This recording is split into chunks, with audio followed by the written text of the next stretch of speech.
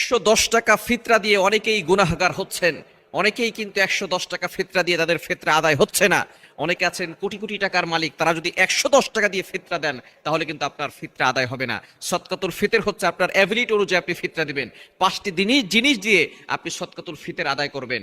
আটা, জব, খেজুর, কিশমিশ, পনির, এই 5টি জিনিস দিয়ে আপনার এবিলিটি যদি হয় পনির দিয়ে দেওয়ার, অর্থাৎ আপনি কোটি কোটি টাকার মালিক, আপনি পনির দিয়ে পনির দিয়ে আপনি সদকাতুল ফিতর আদায় করতে পারেন, সেই অ্যাবিলিটি আপনার আছে, কিন্তু আপনি দিচ্ছেন আটা দিয়ে 110 টাকা, তাহলে আপনার এই সদকাতুল ফিতর আদায় হবে না। অবশ্যই আপনাকে পরিপূর্ণভাবে আপনার অ্যাবিলিটি অনুযায়ী তারপরে মানুষকে দান করতে হবে।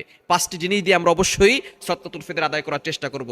এটা হচ্ছে আটা, জব, তারপরে কিশমিশ, খেজুর, পনির। কেউ যদি আটা দিয়ে দিতে চায় তাহলে 110 টাকা দিবে, কেউ যদি জব দিয়ে দিতে চায় তাহলে 530 টাকা দিবে, আর কেউ যদি কিশমিশ দিয়ে দিতে চায় তাহলে 1880 টাকা দিয়ে দিবে, আর কেউ যদি খেজুর দিয়ে দিতে চায় তাহলে সে অবশ্যই 2310 টাকা দিয়ে দিবে, আর কেউ যদি পনির দিয়ে দিতে চায় তাহলে সে 2805 টাকা দিয়ে দিবে। অর্থাৎ সর্বোচ্চ হচ্ছে 2805 টাকা।